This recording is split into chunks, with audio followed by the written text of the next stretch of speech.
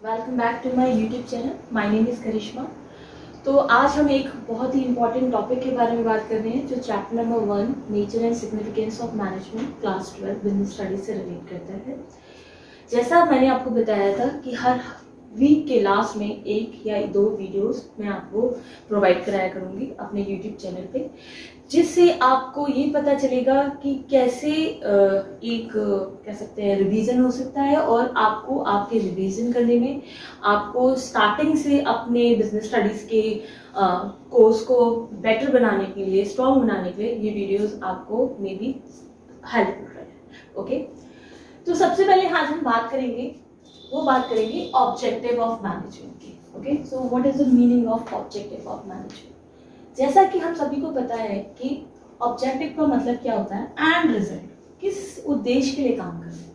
Clear, किस उद्देश्य के लिए काम कर रहे हैं मीन्स हम कोई भी काम करते हैं हमेशा उसके लिए उद्देश्य होता है, वेदर इट्स मॉनेटरी और non monetary. For an example, अगर कोई टीचर स्कूल में पढ़ा रहा है तो ऑब्वियसली उसका कुछ ना कुछ एक ऑब्जेक्टिव है उस चीज में पढ़ाने के लिए। अगर एक टीचर एक एनजीओ में पढ़ा रहा है तो उसका ऑब्जेक्टिव है कि उसको सेल्फ सेटिस्फेक्शन मिल रहा है, एक हैप्पीनेस मिल रही है, एक पॉजिटिविटी मिल रही है, कहीं ना कहीं उसका एक ऑब्जेक्टिव फुलफिल हो रहा है। ओके, अब हम बात करेंगे कि जो ऑब्जेक्टिव ऑफ मैनेजमेंट में 3 ऑब्जेक्टिव आते हैं, ऑर्गेनाइजेशनल ऑब्जेक्टिव, पर्सनल ऑब्जेक्टिव और सोशल ऑब्जेक्टिव। मतलब क्या होता है इसका कि जो मैनेजमेंट है उसका ऑब्जेक्टिव 3 ऑब्जेक्टिव्स के लिए वो काम करता है। सबसे इंपॉर्टेंट आता है ऑर्गेनाइजेशनल ऑब्जेक्टिव। मतलब क्या होता है ऑर्गेनाइजेशनल ऑब्जेक्टिव का कि अगर हम कोई भी बिजनेस स्टार्ट करते हैं या कोई भी एक नया एंटरप्रेन्योर या एंटरप्राइजेस को एस्टैब्लिश करते हैं, सबसे पहले हमारा जो ऑब्जेक्टिव होता है वो होता है सर्वाइवल। सर्वाइवल का मतलब क्या होता है? सर्वाइवल का मतलब ये होता है कि जैसे ही मैंने कोई बिजनेस स्टार्ट किया, सबसे पहले मेरा मेन ऑब्जेक्टिव क्या होगा कि लोग मेरे बिजनेस के बारे में जाने, लोग मेरे प्रोडक्ट के बारे में जाने, लोग मेरे नाम के बारे में जाने, मेरी क्वालिटी ऑफ प्रोडक्ट के बारे में जाने। ओके, अब उसके साथ साथ सर्वाइवल ये तो हो गया, आपकी गुडविल क्रिएट करना, आपकी ब्रांड वैल्यू क्रिएट करना, मार्केट वैल्यू को क्रिएट करना। उसके साथ साथ में बेसिकली हम जो बात करने वाले हैं वो ये करने वाले हैं कि एक बिजनेस सर्वाइव कैसे करता है, क्या हमें जरूरी होता है।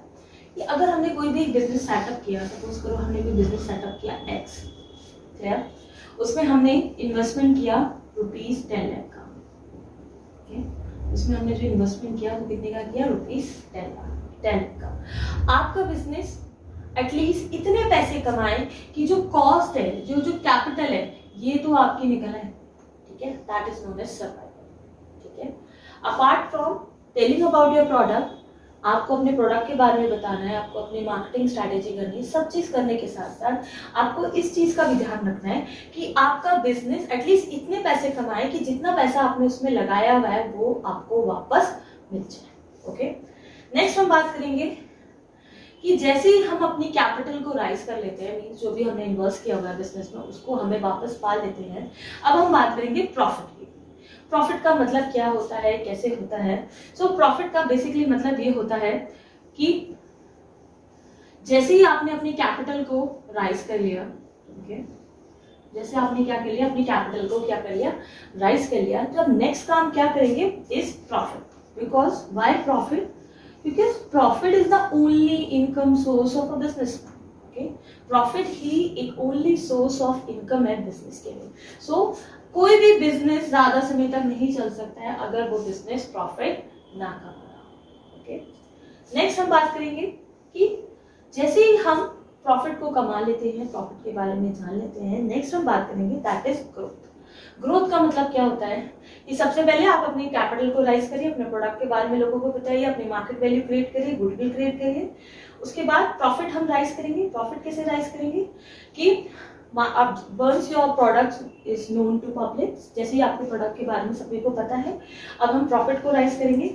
इसके लिए हम क्या करेंगे? ग्रोथ। जैसे प्रॉफिट आपको आएगा, आपको अपने बिजनेस को ग्रो करना है। ग्रो कैसे करना है? आपको नंबर ऑफ ऑपरेशंस, मींस जो भी आप काम करते हैं उसके ऑपरेशंस, उसके तरीके को बढ़ाना है। दूसरा जो आप काम कर सकते हैं, नंबर ऑफ प्रोडक्ट्स बढ़ा सकते हैं।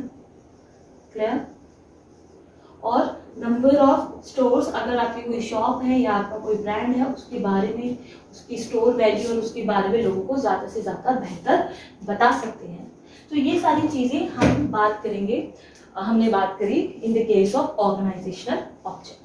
ओके, आई होप ये आपको क्लियर हो जाएगा कि सबसे पहले हमें क्या करना है, अपने प्रॉफिट को सर्वाइव करना है, मीन्स अपने प्रोडक्ट को सर्वाइव करना है, उसके बाद प्रॉफिट अर्न करना है और उसके बाद बिजनेस को ग्रो करना है।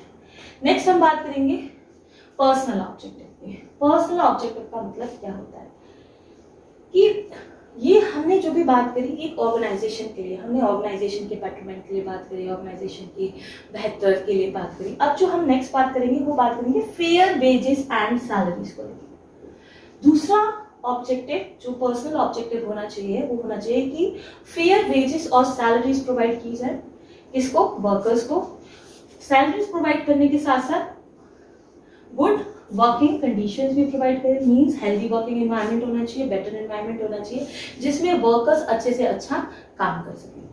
नेक्स्ट हम बात करेंगे ग्रोथ पर्सपेक्टिव। ग्रोथ पर्सपेक्टिव का बेसिकली मतलब होना चाहिए सैलरी इंक्रीमेंट, क्लियर, और उसके साथ और नेक्स्ट इज प्रमोशन। आपको जो भी आप काम कर रहे हो उसमें आप प्रमोट हो रहे हो या नहीं हो रहे हो उसके की बात की गई है।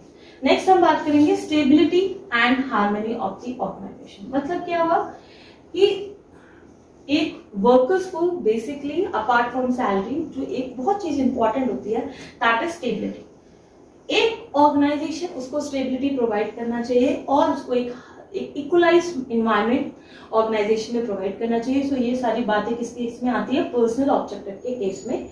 तो अब हम आगे बात करेंगे नेक्स्ट ऑब्जेक्टिव की, that is social objective. Because अब आप ये क्वेश्चन आएगा कि मैम सोशल ऑब्जेक्टिव को फॉलो करने का हमारा ऑब्जेक्टिव क्या है? हमारा तो ऑब्जेक्टिव प्रॉफिट कमाना है, हमें प्रॉफिट मिल रहा है। सोशल ऑब्जेक्टिव इसलिए जरूरी है बिकॉज क्योंकि अगर आपका एक बिजनेस, आपका प्रोडक्ट एक मार्केट में तभी ग्रो कर सकता है जब उसे सोसाइटी एक्सेप्ट करेगी, और अगर सोसाइटी आपके प्रोडक्ट को एक्सेप्ट करेगी और उसके साथ साथ अगर सोशल ऑब्जेक्टिव के द्वारा आपके प्रोडक्ट की गुडविल मार्केट में अच्छी हो तो इससे बेटर तो चीज कोई हो ही नहीं सकती है।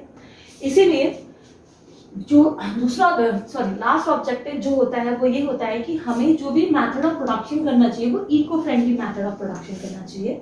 मींस हमें जो भी प्रोडक्शन करना चाहिए वो इस तरीके से करना चाहिए जिससे इन्वायरमेंट को कम से कम हार्म पहुंचे। उसके साथ साथ हमें एम्प्लॉयमेंट अपॉर्चुनिटीज क्रिएट करनी चाहिए। ठीक है, एम्प्लॉयमेंट अपॉर्चुनिटीज का मतलब है यहाँ पे जो एम्प्लॉयमेंट अपॉर्चुनिटीज क्रिएट करनी चाहिए specially weaker section of the society के लिए। ठीक है, अगर weaker section of the society better काम करेगा तो हमारी ऑर्गेनाइजेशन भी बेटर वर्क कर पाएंगे। क्लियर? नेक्स्ट हम बात करेंगे providing education health facilities for workers. उसके साथ साथ बहुत सारी ऑर्गेनाइजेशन हेल्थ फैसिलिटीज देती हैं अपने एम्प्लॉयज को, अपने वर्कर्स को, एजुकेशन फैसिलिटीज देती है उनके बच्चों को स्कूल देती है, उनको रहने का घर देती है, उनको कार देती है, उनको बहुत सारी अदर फैसिलिटीज प्रोवाइड करती है। बेसिकली ये सारी फैसिलिटीज एक एम्प्लॉयज को मोटिवेशन देता है, सेल्फ सेटिस्फेक्शन देता है, जिससे वो अल्टीमेटली ऑर्गेनाइजेशन के लिए बेहतर से बेहतर काम कर सके। ओके, आई होप सो कि ये तीनों जो ऑब्जेक्टिव है, ऑर्गेनाइजेशन ऑब्जेक्टिव, पर्सनल ऑब्जेक्टिव और सोशल ऑब्जेक्टिव, आपको क्लियर हो। आपको अगर कोई भी प्रॉब्लम है रिगार्डिंग दिस टॉपिक आप मेरी वीडियो के नीचे कमेंट कर सकते हैं। आपको अगर वीडियो पसंद आए तो please subscribe my channel. Thank you so much.